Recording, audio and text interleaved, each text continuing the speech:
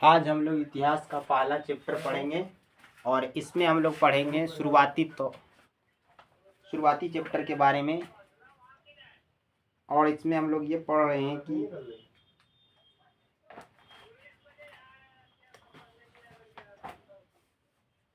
पढ़ेंगे आज क्या, पुराणों की संख्या कितने हैं। तो पुराणों की संख्या कुल कितने हैं, तो आप लोग याद रखेंगे कि कुल पुराणों की संख्या 18 है। कुल पुराण 18, पुराणों की संख्या 18। पुराणों की संख्या कितना, 18। ये 18 है। पुराणों की संख्या कितने हैं, 18 है। याद रखेंगे, यही सब क्वेश्चन पूछे जाते हैं। पुराणों की संख्या कितने हैं, उपनिषदों की संख्या कितने हैं। तो उपनिषद अगर आपसे पूछ लिया जाए कि उपनिषद कितने हैं, उपनिषद की संख्या अगर आपसे पूछ लिया जाए तो उपनिषद की संख्या 108 है। कितने हैं, 108 हैं। पुराणों की संख्या 100, पुराणों की संख्या केवल 18, पुराणों की संख्या केवल 18, उपनिषदों की संख्या केवल 108। 108 कितने हैं, 108 हैं। और इसमें क्या है कि पुराणों की संख्या 18 हो गया। और इसमें पूछा जाता है कि सबसे प्राचीन पुराण, अगर पुराण पढ़ रहे हैं तो इसमें पूछा जाता है कि सबसे प्राचीन पुराण कौन है। क्वेश्चन बनता है सबसे प्राचीन पुराण। तो इससे पूछ रहा है कि सबसे प्राचीन पुराण कौन सा है। तो सबसे प्राचीन पुराण आपका यहाँ आंसर आ जाएगा मत्स्य पुराण। ये याद रखना, मत्स्य पुराण VVI है। पूछा जाता है, क्या किया जाता है, इसको पूछा जाता है बार बार। पुराणों की संख्या 18, तो पुराणों में सबसे प्राचीन पुराण कौन सा है, तो मत्स्य पुराण। उपनिषदों की संख्या कितना है, 108। उपनिषद कुल कितने हैं, 108 उपनिषद हैं। तो उपनिषद पुराणों की रचयिता के बारे में कोई पूछा जाता है कि पुराणों को किसने रचा। अब देखिए, पुराणों में सबसे प्राचीन पुराण मत्स्य पुराण हो गया। पुराणों की संख्या कितनी है, 18 है। पुराणों की संख्या 18 है। सबसे प्राचीन पुराण मत्स्य पुराण। और इसको लिखा किसने, तो याद रखना इसको लिखा है लोमहर्ष तथा इसका बेटा था उग्र सर्वा। ये दोनों ने मिलकर पुराणों की रचना की थी। लोमहर्ष तथा उग्र सर्वा, इन दोनों ने मिलकर क्या किया, इन दोनों ने मिलकर पुराणों की रचना की। और पुराणों की कुल संख्या 18। और सबसे प्राचीन पुराण आपका हो गया मत्स्य पुराण। और इसमें पूछा जाता है कि पुराणों में जो वंशावली मिलता है राजाओं का, कितने पुराण हैं जिसमें राजाओं की वंशावली मिलते हैं। तो याद रखना है 5 पुराण। कितने, 5 पुराणों में राजाओं की वंशावली मिलते हैं। राजाओं की वंशावली, ये याद रखना है, वंशावली मिलते हैं। अब देखें पुराणों में क्या पढ़े, पुराणों की कुल संख्या 18 है। इसमें सबसे प्राचीन पुराण मत्स्य पुराण था। और पुराणों के रचयिता कौन थे, लोमहर्ष और उनके पुत्र उग्रसर्वा। इन दोनों ने मिलकर पुराणों की रचना की। पुराणों की संख्या तो 18 हो गया, लेकिन सबसे प्राचीन पुराण मत्स्य पुराण। 5 पुराण में क्या मिलता है, राजाओं की वंशावली मिलता है। याद रखना, 5 ही पुराण है जिसमें राजाओं की वंशावली मिलता है कि राजाओं ने कहाँ कहाँ पे शासन किया, कहाँ कहाँ पे क्या किया, किस तरह का कार्य किया, उसके बारे में 5 ही पुराण में मान्यता दी गई है। तो वेदों और वेदांगों की संख्या कितने हैं, 4 या 6। 4-6 वेद वेदांग। वेद कितने हैं, 4। वेद कितने हैं, 4। और वेदांग कितने हैं, वेदांग हैं 6। ये याद रखेंगे, वेद 4 हैं। आप तो पता ही होगा 4 वेद में कौन सा आ गया, ऋग्वेद, यजुर्वेद, अगला आ जाएगा सामवेद, और फिर आ जाएगा अथर्ववेद।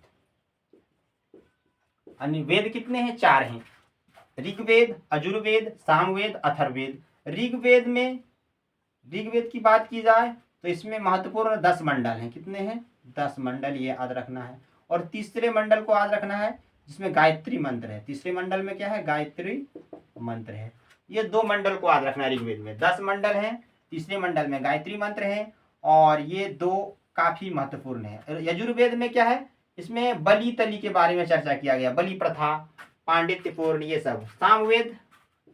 सामवेद संगीत का है। संगीत का वेद किसको कहते हैं, सामवेद को, संगीत का वेद। यही क्वेश्चन आता है, इससे ज्यादा क्वेश्चन नहीं आ सकता। संगीतों का वेद किसे कहा जाता है, सामवेद को।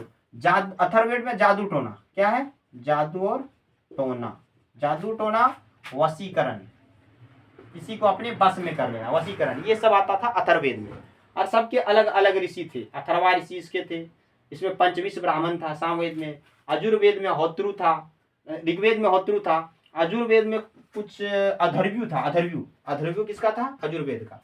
सामवेद में पंचविश था, अथर्वेद में अथर्वा ऋषि था और ऋग्वेद में होत्रु था। याद रखेंगे, ऋग्वेद का ऋषि कौन था? होत्रु। अजुर्वेद का अथर्व्यू और धर्व्यू। सामवेद का ब्राह्मण ग्रंथ था एक, पंचविश ब्राह्मण ग्रंथ। और अथर्ववेद में जादू टोना, वशीकरण, इसका ऋषि का नाम था अथर्वा ऋषि। तो ये यहाँ तक, इससे ज्यादा क्वेश्चन कहीं पूछ नहीं सकता है। अगला चलेंगे, पुराणों के रचयिता पढ़ लिए। लोमहर्ष एवं उग्र सर्वा थे। वेदों और वेदांगों की संख्या 4 और 6 है। वेद 4 हैं, वेदांग 6 हैं। उपनिषदों की संख्या 108 पढ़ चुके थे। देखिए उपनिषद कितने हैं? 108 हैं। अगर आप लोगों से पूछ लिया जाए कि उपनिषदों की कुल संख्या 108, जिसमें 13 में मान्यता प्राप्त है। 13 क्या है? 13 जो है, 13 क्या है? प्रमाणिक है। पूछा जाए 108 में प्रमाणिक कितने हैं? 13 मात्र। पूछते हैं, पूछा जाता क्वेश्चन कि उपनिषदों की संख्या 108 है, इसमें से प्रमाणिक कितने हैं? 13 प्रमाणिक पुराण है। उपनिषदों की संख्या 108, प्रमाणिक 13। पुराणों का अध्ययन करने वाला प्रथम मुसलमान अल-बरूनी था। यानी पुराण जो लिखे थे 18 पुराण, लोमहर्ष एवं उग्र सर्वा ने मिलकर सबसे प्राचीन पुराण मत्स्य पुराण था। तो इस पुराण को पढ़ने वाला पहला मुसलमान अगर पूछ लिया जाए तो अल-बरूनी था। कौन था? अल-बरूनी, मुस्लिम था। ये क्या था? मुस्लिम। अगर आपसे पूछ लिया जाए कि पहला मुसलमान जिन्होंने पुराणों को पढ़ा उसका नाम क्या था, तो आप बोलेंगे अल-बरूनी। कौन, क्या नाम था उसका? अल-बरूनी था। उपनिषद विषय वस्तु दर्शन पर आधारित है। अगर पूछेगा कि उपनिषद किस पर आधारित है, उपनिषद का विषय वस्तु किस पर आधारित है, तो ये दर्शन पर आधारित था। क्वेश्चन आता है किस पर आधारित था? दर्शन पर। उपनिषदों की संख्या 108, 13 प्रमाणिक। अब बोलेगा उपनिषद किस पर आधारित है, तो दर्शन पर आधारित है। किस पर आधारित है? दर्शन पर आधारित है। ब्राह्मण संबंधित है कर्मकांड से। पूछ दिया जाए कि ब्राह्मण किससे संबंधित है, तो कर्मकांड से। ब्राह्मण संबंधित किससे है? कर्मकांड से। ब्राह्मण का संबंध कर्मकांड से। उपनिषद की संख्या 108, 13 प्रमाणिक। और उपनिषद किस पे आधारित है, तो दर्शन पे आधारित है। वेद की संख्या 4, वेदांग 6। ऋग्वेद, वेद 4 हो गए, ऋग्वेद, यजुर्वेद, सामवेद, अथर्ववेद। और इसमें मंडल 10, 3 गायत्री मंत्र, और तीसरा गायत्री मंत्र को समर्पित है विश्वामित्र द्वारा। ऋग्वेद में हो गया आपका अथर्व्यू ऋषि, सामवेद संगीत का वेद हो गया, अथर्ववेद जादू टोना और वशीकरण से संबंधित आपका है। अगला इसमें अगर जाते हैं, सबसे प्राचीनतम वेद क्या है? ऋग्वेद है। सबसे प्राचीनतम ऋग्वेद है। एक क्वेश्चन आता है कि ऋग्वेद यहाँ था, इस जगह देखें ऋग्वेद था, इसमें सूक्त की संख्या कितने हैं? सूक्त की संख्या 1028 है। कितने हैं? 1028। ऋग्वेद की बात की जाए तो सूक्तों की संख्या 1028। और एक क्वेश्चन आता है कि अजुर्वेद, ऐसा कौन सा वेद जिसे गद और पद दोनों में लिखा गया है? गद और पद दोनों भाषा में लिखा गया है अजुर्वेद को। क्वेश्चन कभी कभी पूछ देता है कि गद और पद वाला वेद कौन सा है, तो अजुर्वेद। तो इनमें कौन सा वेद गद और पद दोनों में लिखा गया है, तो अजुर्वेद को लिखा गया है। सतपथ ब्राह्मण संबंधित है अजुर्वेद से। सतपथ किससे संबंधित है? इसी से, अजुर्वेद से। सतपथ ब्राह्मण। अब क्वेश्चन पूछ दे कि सतपथ ब्राह्मण का संबंध अजुर्वेद से। गद एवं पद वाला वेद अजुर्वेद है। अजुर्वेद का ऋषि का नाम अथर्व्यू था। अब सामवेद संगीत के जनक को कहा जाता है सामवेद। अथर्ववेद को जादू टोना वशीकरण का। ऋग्वेद का 10वें मंडल। अब आगे चलते हैं, तंत्र मंत्र संग्रहित वेद अथर्ववेद। ये तंत्र भी बोल सकते हैं इसको, मंत्र भी बोल सकते हैं इसको। इस पर आधारित वेद जो हो गया आपका अथर्ववेद हो गया। भारतीय संगीत का जनक सामवेद को कहा जाता है। भारतीय संगीत का जनक सामवेद को कहा जाता है। गायत्री मंत्र लिया गया है ऋग्वेद से। आप लोगों से क्वेश्चन पूछ दिया जाए कि गायत्री मंत्र कहाँ से लिया गया है, तो आप लोग बताएंगे कि ये ऋग्वेद से लिया गया है। गायत्री मंत्र के रचनाकार विश्वामित्र थे। कौन थे? विश्वामित्र। आप बोल देगा कि गायत्री मंत्र के रचनाकार कौन थे? गायत्री मंत्र जिसने लिखा, गायत्री मंत्र के रचनाकार कौन थे? तो विश्वामित्र। गायत्री मंत्र के रचनाकार विश्वामित्र। गायत्री मंत्र समर्पित है सावित्री देवी सूर्य देवता को। सावित्री लिखेंगे, सावित्री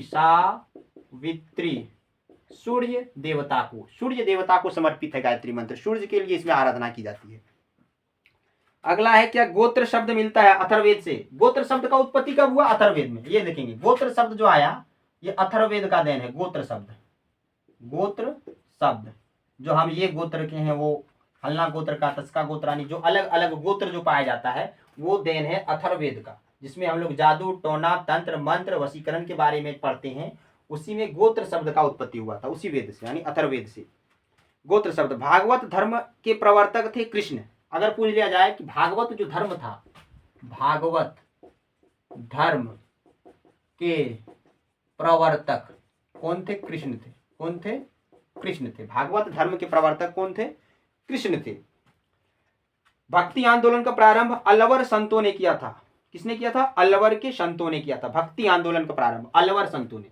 भक्ति आंदोलन का शुरुआत किसने किया, अलवर संतों ने। अलवर संतों ने भक्ति आंदोलन का शुरुआत अलवर के संतों ने किया था।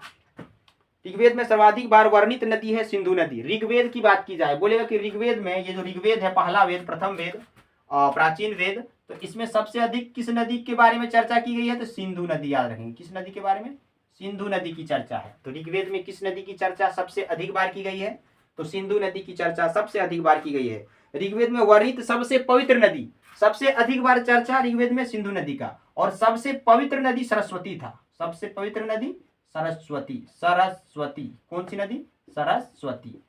अब देखें यहाँ पे दो क्वेश्चन क्या है, सबसे अधिक बार किस नदी का नाम आया ऋग्वेद में, तो सिंधु नदी का। सबसे पवित्र नदी कौन था ऋग्वेद का, तो सरस्वती नदी। कौन सी नदी, सरस्वती नदी सबसे पवित्र नदी थी। उसके बाद अगर बात की जाए तो ऋग्वेद में वर्णित प्रमुख देवता का नाम इंद्र था। प्रमुख देवता, ऋग्वेद में एक प्रमुख देवता था जिसका नाम इंद्र था, जो सबसे शक्तिशाली था। क्या था, सबसे शक्तिशाली, से पुरंदर भी कहा जाता था, पुरंदर ना। तो सबसे शक्तिशाली देवता ऋग्वेद में आपका इंद्र हो गया। और फिर आगे जाएंगे तो ऋग्वेद में सर्वाधिक बार पढ़ चुके हैं, सर्वाधिक बार वर्णित नदी सिंधु है। ऋग्वेद में वर्णित सबसे पवित्र नदी की बात की जाए तो सरस्वती है। ऋग्वेद में वर्णित प्रमुख देवता इंद्र है। ऋग्वेद में सबसे बाद निर्मित मंडल 10वां मंडल है, यानी 10वां मंडल सबसे बाद में बना था ऋग्वेद में। और ऋग्वेद में पूर्णतः सोम को समर्पित मंडल 9वां है। एक क्वेश्चन आता है कि सोम देवता को समर्पित कौन सा मंडल है ऋग्वेद में, तो 9वां मंडल आ जाएंगे। 9वां मंडल देवता सोम को समर्पित है, सोम को समर्पित है, यानी 9वां मंडल ऋग्वेद में, 9वां मंडल जो है वो देवता सोम को समर्पित है। ऋग्वेदिक आर्यों की भाषा थी संस्कृत। ऋग्वेदिक आर्य जो थे उनकी भाषा क्या थे, संस्कृत थे। ऋग्वेदिक समाज आर्य समाज था, और उन लोगों का भाषा की बात की जाए तो ऋग्वेदिक लोग के जो भाषा थे वो संस्कृत थे। जैसे वैदिक काल में जो लोग रह रहे थे, ऋग्वेदिक काल, उत्तर वैदिक काल, उन लोगों की भाषाओं की बात की जाए तो उन लोग भाषा के तौर पर संस्कृत के यूज करते थे, संस्कृत का प्रयोग करते थे। तो सत्यमेव जयते लिया गया है मुंडोक उपनिषद से। सत्यमेव जयते जो लिया गया है वो कहाँ से लिया गया, मुंडोक उपनिषद से। मुंडोक उपनिषद, ये याद रखेंगे, बहुत बार क्वेश्चन आता है कि सत्यमेव जयते जो हम लोगों का चिन्ह है वो प्रतीक चिन्ह जो है वो कहाँ से लिया गया है, तो मुंडोक उपनिषद से लिया गया है। प्राचीन हिंदू विधि के लेखक कौन थे, बोल रहा है कि प्राचीन हिंदू विधि के लेखक कौन थे, मनु। प्राचीन हिंदू विधि के लेखक, प्राचीन हिंदू विधि के लेखक कौन थे, मनु थे। प्राचीन हिंदी विधि के लेखक मनु थे। तो ये भी याद रखेंगे सर। उसके बाद है क्या, सब स्मृत ग्रंथों में सबसे प्राचीन थे मनुष्य स्मृति। पुस्तक मिताक्षरा के लेखक विज्ञानेश्वर था। पुस्तक मिताक्षरा, अगर पूछ दिया जाए कि पुस्तक मिताक्षरा को किसने लिखा, तो विज्ञानेश्वर ने लिखा। भारत का अन्य नाम क्या है, भारत का अन्य नाम तो बहुत सारा है, 4-5 नाम से पुकारते हैं, लेकिन आप लोगों से पूछ दिया जाए कि महाभारत का अन्य नाम क्या था, तो याद रखेंगे जय संहिता। क्या था, जय संहिता।